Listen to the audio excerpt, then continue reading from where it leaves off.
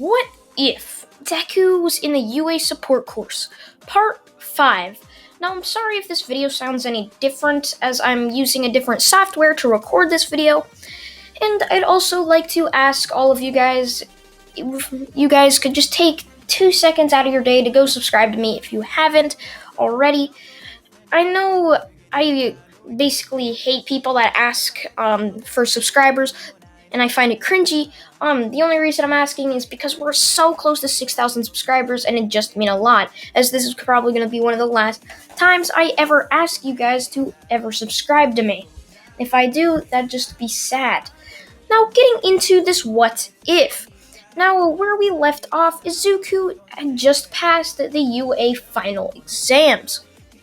So, once they all go back to the classroom, once everybody's finished, Aizawa tells them that the people that didn't pass will have to go to summer camp, while the other people go to a training camp or summer school for the people that didn't pass. Now, after this, Aizawa would then say that the people will need to go to the mall to probably get a bunch of things on this list, as he hands them a list as they all start to walk towards the mall. Once they get there, Izuku can already feel that something's off. He walks with the rest of the group, deciding it wouldn't be good for him to basically just be left alone, so he walks off with the group as they end up making it to their stores, as they end up buying just random things that was listed on there, such as like bug spray or something. Now, Izuku, of course, wouldn't really buy anything, as he feels that they really don't need that. I mean, they're only going for the mountains for a couple days, maybe weeks. It doesn't really matter. So the bottle will probably last like an hour before it runs out, and it's just technically a waste of money. Now, Izuku and the rest of the class would walk back, as Izuku would suddenly look towards an alleyway where he'd see a certain blue-haired person, to which Izuku would remember that's the guy that was at the USJ with the Nomu. As Izuku would just tell his class, as they all look over there, as they see him just go into the shadows, as they decide to report it to the police. A couple minutes later, police cars show up and scan the area, as they ask for the class's statements, as they think that maybe they could be orchestrating another attack, and that they should probably call off something.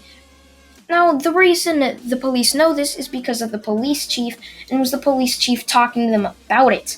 Now, a week passes as UA ends up going for a meeting. Now, in that meeting, they decide to discuss something. They have a traitor among them, as every time League of Villains has been spotted near them was because an attack was about to happen. So they go to Izuku and ask him to build a lie detecting device. Now, this lie detecting device would obviously be able to show who is the traitor of UA. Now, a lot of people think it's Kaminari just because he showed up like a sign or something in the manga.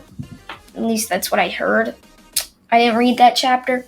Doesn't really matter, it's just like one thing. So I'm just gonna say the traitor's Kaminari. So why not? So Izuku would basically make this device, as he'd start asking everybody questions with the device activated, not telling them what it does, just in case they try to tell the truth, but shift it some way. Now, including Kaminari, who has an electrical quirk, who could probably short-circuit it or something close to that. Now, Izuku would obviously continue to look through this, as he would then see what had happened. He looks through all of the evidence, as he sees Kaminari is the traitor, but there was another weird reading in it, as it shows down in the file with Bakugo that something was also weird in that, and that Bakugo wasn't telling the whole truth either. So Izuku would walk up to basically the teachers, or at least he would try to, only to be met by Bakugo. As Bakugo would start smiling at Izuku and said, "Your time has come far enough, Izuku." As Izuku would just be like, "What? Bakugo, what do you mean?" As Bakugo would say, "Isn't it obvious? Me and Kaminari are the traitors. And you, that lie detecting device, noticed it at the last second. Now give over that device before I have to kill you." "Bakugo, we were friends. Why are you doing this?" "Because I can't let the secret get out." As Bakugo would reach down to Izuku, as Izuku would dodge, only to have Bakugo send another explosion right at Izuku. So Izuku says, "You know you can't beat me, Bakugo. I've already beat you once, and I can beat you again." As Izuku would throw out a perfect cube, as Bakugo would knowingly knew what it was and would dodge, only to be sprayed with a bunch of darts in the back. As Izuku says, he always updates his machines every month, just so people don't start to know exactly what they do. As Bakugo now would pass out, as Izuku would bring Bakugo to the teachers, as Izuku would then say the traitor is Kaminari and Bakugo. And that's where I'm gonna have to leave this part 5 off. It's short, and I'm just gonna upload it early. I don't know where this story is gonna go, so I'm gonna have to think about where the story should go. And I also have my thumbnail artist who is taking a break because they're moving. So yeah, I also have to wait for that. But I hope you guys did enjoy this video.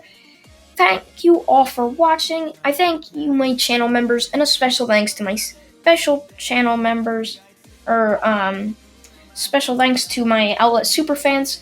And now you guys will see who they are.